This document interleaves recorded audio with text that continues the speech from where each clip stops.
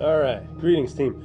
This is a quick progress video, and what I'm going to show in this video is the progress made in just being able to use the vast amount of web content to create UI elements. Think about how much Windows took from DOS, or succeeded because it ran DOS and had all those DOS apps. How as hokey as they were and forgotten as they are now, it built that platform.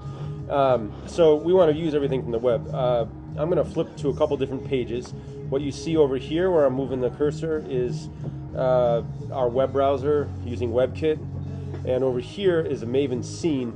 It's just a test scene, but it's a scene for building pieces of UI in this example. And I'm going to use a couple simple sliders just to give you a sense of, this is just a little staging pad area to sort of see what's happening. And what we're going to do is transform some web pages with i8 as per usual. Over here we have a mirror that just helps me see stuff the opposite of my view. And over here we're extruding whatever we're seeing also by i8. So I'm going to zoom in a little here. Yeah, we've got an ad, and that will continue on. So this is just a drawing page. There are zillions of them out there on the web, as you guys know. And if I start drawing on this page, this one's even a little stilted. You can see, all right, it appears over here. If I change some of the sculpt level, I can affect it differently. Typical i8 stuff. I can move it so it's just, in space, free-flowing. Now, would anybody want to make a UI element that looked like this? Doubtful. Although it might be kind of fun to do. But just to show some raw capabilities, I'm going to drop some circles in because those are easy in this particular tool. We're gonna try a whole bunch of them, and we're gonna try to do this quickly to give you a sense of the types of things that anybody without engineering skill might be able to do to produce an app from scratch in days or weeks instead of months or years. Believe me, the irony of timing, given how late I am, it never escapes me. So I'm just using the eraser here to sculpt through, and i8 has decided to make this particular shape. It's extruded over here, and you can see that in other areas. But it lets me start to edit existing things. Lets me find something as artists, like when I ran What If and I had a team of 3D artists would go do. They go find images on the web or data disks or photographs and then modifies things. So we're trying to make sure you could do anything that you might be able to describe. I'm going to flip to some other pages. As you'll see this web page load, and remember, everything we're doing now is fully supported.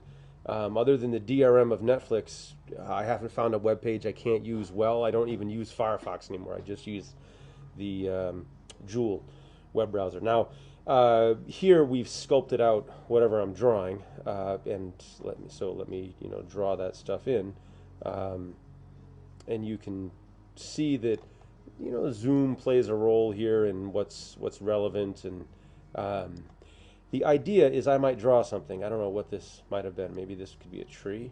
I don't know. This is not a very good looking tree. But probably got to get in with some colors.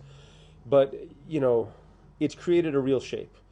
And basically I can just pan and zoom and select that shape out and drag it over here into the interface. Let me show you a more specific example.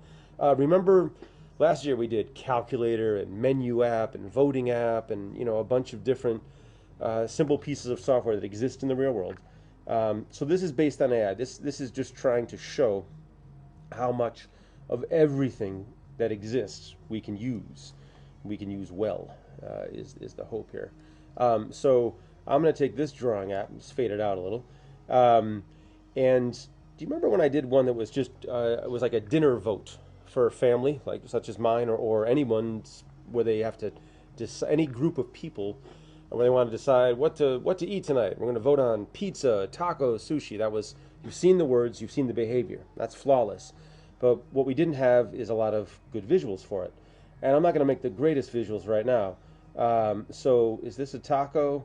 So if you had to vote for a family between tacos, pizza, and sushi, let's say it's your Friday night family event here. Examples. Oh, there's one. Um, so nice. Or ooh, this one's even cooler. And I'm going to move it a little just to sort of set it up in there. And so let's color it. You can see it over here. Maybe I should zoom in a little. I don't know if that's that helpful. Um, but so the notion is I can just have some things set up on the web. I don't have to do this. Somebody sends it to me, or I play with it, or whatever it is that I'm particularly liking. I'm going to make that black outline. I'm going to use a bucket and then fill in yellow for the taco shell, right? Um, and what I'm doing right here is stuff that usually people who play around with the web are pretty comfortable with. Simple GUI, simple controls. I think that's fairly acceptable. But they all exist inside. We absorb the JavaScript behaviors. We run all these pieces, all in a sandbox. So look, see this little taco guy? Is that the coolest taco item for the app we described before? Maybe, maybe not. We're going to do several themes of it, several different versions. What's exciting is we just take this guy and we drag him right into here, which I'm currently fixing with the update cascade, but it's not a big leap of faith or technology to make sure that I can just bring it right in and save it for all time. But I've made my piece. Oh, and by the way, that used a little bit of AI. I drew something and identified it. I hate saying AI because it's really just pattern recognition. But nice pattern matching, good stuff. Let's say here we also want to add to our tacos. I want to make them exciting because I like the tacos. I can draw some other stuff here. And maybe go back to the previous tool or the next tool and combine them all. And that's kind of the exciting part of this process, to start mixing all of the things these different websites have. But the websites don't mix each other. We do. This also is, of course, a nice security thing if you ever consider that we can literally render a web page here for whatever content it has on it and then visually process it, which we do with i8, get new data. But so let's say I'm trying to draw a piece of pizza, and I am not a good drawer, so hopefully at some point it will have mercy on me here and identify. There we go. There's a pizza slice. So yay, pizza. Or this circular one. That's nice. Or square. Look at that. That's kind of cool. But this is probably most traditional. So in that menu app where we're choosing sushi, tacos, pizza. So let's go with this guy, and I think you get the idea. I could color it in. I could do stuff with it, and it'll be a solid object out here, in the environment that we need to drag back into the UI. So web goes into items. Now, and sure, you might be saying to yourself, well, man, what if we don't want that kind of pizza? What if we want some other type of image? Why not use one of those? You could. Here we could use a more realistic taco. I think this will be a giant taco. So really got to zoom that back significantly to get it right, and probably change the sculpt entirely. But the idea of just grabbing the information you need, processing it, and yes, we can do something about rights. We can have things that like, oh, this was clearly flagged as Creative Commons, or not. This example, I think I've just blown it because I missed it, but it's just nice to see that you can pull things out of videos. You want to just snap a small clip or a phase. It doesn't need to be extruded like this. But the idea is that I can show up and grab a wide range of content and use that to build a UI and then process it with i8, extrude it, enhance it. Here we have a grid. This almost looks a little too noisy, and yet when you see what this actual scene is, I think it probably fits well. For those that like classic games, which has become quite a market, remarkably, it could be really nice to process, or play an experience. I know we've always shown this sort of potential, but I actually have all the controls in now, finally, to really play with these things. So that's pretty cool.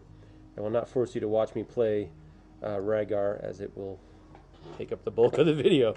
But even interactive games, I want to make sure we're clear we can do that. This says draw a knee. So this is an AI game on the web, and I'm trying to draw a knee. I don't, okay, draw a bat. Nobody needs me to draw, but I want to just establish clearly that we can do these things. Is that, let's see if we can pull that right out. Am I going the wrong way? Yeah. Well, I don't think that really fit as a bat, huh? Oh well. Speedboat, you get the idea. The response is fast. The interactivity is alive. The processing of those visuals, I never need to see this screen. I only need to see the i8 world. So next video up, you should see me pulling directly the things we were just talking about into the UI and using them as buttons or sliders or markers on a map. Show me where all the tacos are. You will see also multiple pages pulled into different panels, pulled into a whole space. So there's maybe you make a food making space, or somebody makes one and shares it with you. If we have big goals, one of them is appeal. We got to be pretty. The other is ease of use. It's got to be simple for people to do it, low friction. And another is sharing. It's got to be simple for me to take something I've done, give it to someone else, and they can build from there. And we're making that happen.